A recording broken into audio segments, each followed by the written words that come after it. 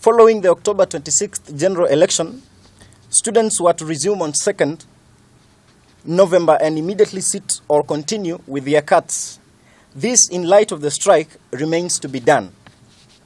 We empathize with our lecturers and opine that the government should honor the CBA that it signed, agreed on with the lecturers, and consequently deposited in court. We pray to the government to listen into the grievances fronted by the lecturers and address them before the situation causes more adverse effects to learning in universities. We students, as well as student leaders, will start a hunger strike along Harambee Avenue, Ministry of Education offices at 10 a.m. and later on at 3 p.m. on the same day, present a petition to the National Assembly through the Committee of Education to consider resolving the issue with finality, which well fits within its mandate and authority.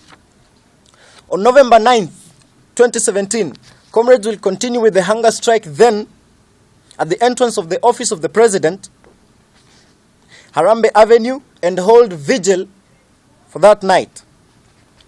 On 10th November 2017, the university students will march through Parliament Road to Uhuru Highway and finally land on State House Road, where we will head to State House in search of the President's address and intervention on this issue of lecturer strike.